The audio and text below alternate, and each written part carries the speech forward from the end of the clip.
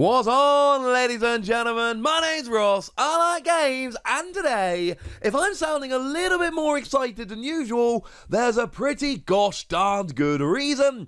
I have an exclusive reveal of what I at least think is a pretty gosh darned exciting Final Fantasy TCG card. I've not done an exclusive reveal for a little while. It's actually been 4 sets since I last did one for Final Fantasy, but I'm back. I'm excited, and I think I'm going up in the world, because last time my reveal was the Fire Onion Knight, a very cool card, but there were versions of the same card with 3 other elements in the same set. This time we got a unique character, an exciting character.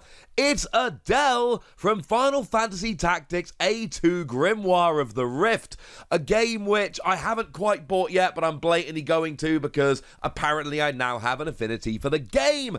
Hey, let's show you the card. I like this. I really like this one. What we've got is a 2-cost wind forward, and you've got 5,000 power, and this is pretty gosh darn standard. If we compare it to other wind forwards which I've seen popping up in deck lists recently, we've got, the same 2-cost 5,000 power as Izana and Ash. Little bit lower than Riku, but Riku's dual element, and come on, that's a really good card. Adelle then, fine in terms of power. But if you're going to be playing Adelle, you're not going dual type here, you're going mono. Adelle wants to be played in a mono wind deck. What we've got here are 2 skills. The first one says, if you control 3 or more wind backups, Adelle gains 3,000 power and haste. So you're now a 2-cost 8,000 power character. Haste, for those that might not know, might be new, etc. Basically says that you can attack on the turn you play the character. Generally speaking, in Final Fantasy, as with the majority of other card games, you've got to wait a little bit. You've got to wait a turn before you attack with a character that you play. Not the case if you've got haste. That's a good thing. Then, if you control 5 or more wind backups, Adelle cannot be chosen by your opponent's summons or abilities. And I'm clearly biased here, because I've been looking at this card for a little while now, and I'm excited at getting an exclusive reveal, something I haven't had, like I said, for a little while, but I really like this card. This makes me want to go and make a mono wind deck, and to be honest with you, when Opus 14 drops, I'm going to go and make a mono wind deck, and you can't stop me. Although if you want to give me any tips in the comment section, that would be lovely. So, 3 or more backups, as long as they're wind, you turn into an 8,000 power character with haste. So then we need to go and have a little bit of a look over on the official website. Let's get into the card search there, and let's see how this compares to other characters. Can we have another 2-cost wind character, or forward, with haste? Yes, we can. We've got Philo from Opus 10. If you've got a Job Sky Pirate forward other than Philo, you gain 1,000 power and haste. So, in terms of actually how easy it is to bring that skill online, it's probably much of a muchness, but Philo ends up as a 2-cost 6,000 power with haste. Adelle ends up as a 2-cost 8,000 power with haste, which, as far as I'm concerned, I like a bit better. Again, Philo, you've got to be playing some Sky Pirates. Adelle, you've basically got to be playing a mono wind deck, or at least close there too. Now, there is actually one other option here, that is Conshira from Opus 13. Please forgive me if I mispronounce any of these names. And essentially what we've got here is a 9,000 power 2-cost character with haste. And we've actually got 2 elements there. We are both wind and lightning. So clearly here, we've got an extra 1,000 power than Adelle's maximum. When I say maximum, I'm assuming you're not using other cards to boost the stats. Obviously, we can play that game all day. That's not the point. We're just looking at how the card comes out.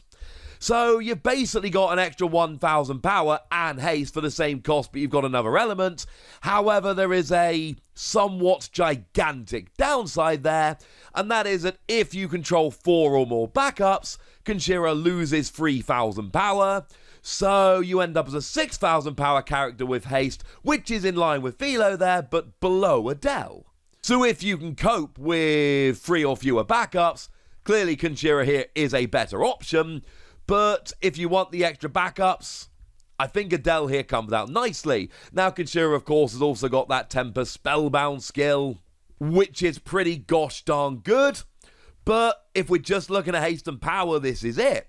Similarly, if we want a 2-cost wind forward with 8,000 or more power, Conjura is the only option. If you're going for power here and you just want, right, who is the 2-cost wind forward with the most power, this is it. Like I say, other than Conjura, which we said does end up lower as soon as you get enough backups on the board. But you've got that pretty big trade-off here. When I'm talking about how good Adelle is and how powerful this skill can be, this is all on the assumption that you've got 3 or more wind backups. And if you don't, then, and to be blunt, don't play this if you're not going to play enough wind backups. Because 2-cost, 5,000 power wind character, you could play something like Ashe. And there it's just, if you've got 6 or more characters of any type, you gain 2,000 power and you can't be chosen by abilities. And at the end of your turn, if you've cast 3 or more cards, you get to draw a card. Clearly, if you're not playing enough wind backups, Ashe is just a better way to go here. With enough wind backups, I love Adelle. And let's go look at the second part of this skill here, this second skill, this 5 backup skill. Adelle cannot be chosen by your opponent's summons or abilities. So all of those awkward tricks your opponent's going to use to lower your power, to get you off the field, to stop you attacking, whatever it might be that they're trying to do, it's not going to work.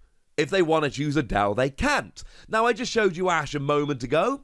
Ashe cannot be chosen by your opponent's abilities, but can be chosen by summons. So here we've got an advantage over Ashe, and I've seen Ashe popping up in a bunch of deck lists lately. Similarly, we could take a little bit of a look at Y'shtola, which does seem to be popping up quite a bit. And here, now we've got a 3-cost 7,000 power. It's a bit more expensive, a bit more powerful as you might expect, although less powerful if you've got enough wind backups. And if it's outdamaged by a summon or an ability, it becomes 0 instead. Or you can pop them into the break zone to essentially cancel a summon or auto ability. So again, you've got a bit of immunity there as well. And that's a decent card. And this is where I come down with Adelle. If you're playing enough wind backups, and I know I've said that a lot, but I'm sorry, it's pretty much the main point about the card. You end up with an 8,000 power character with haste, which is protected from all of these things, and we like having that protection. And you've got a very, very nice card going on. Now, admittedly, anything we say about the metagame at the moment needs to be put in the context of we've just been like a year and several months into a pandemic. So the metagame is really not... It's not that clear at the moment. We haven't been having the tournaments we would used to be having. So that's all got to be borne in mind. But Mono Wind is not a big type right now. It is, in fact, one of the least played types around. It's not a big part of the metagame. Like I say, that's all got to be taken with a pinch of salt at the moment. So maybe this and other wind cards which are going to be coming out in Opus 14, maybe they can start to turn the tide. And I kind of hope that happens, because I want to go and play a mono wind deck, quite frankly. That would make me very, very happy indeed.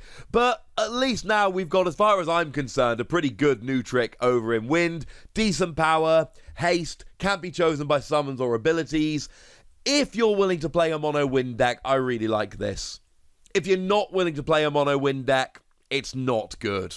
But the thing about trading card game metagames is that even though mono wind might not be a powerhouse typing at the moment, all it takes is 1 or 2 cards to be revealed, and all of a sudden the metagame changes. And if this isn't it, all we need is a couple of other wind cards in Opus 14, or maybe in the next set or the set after that.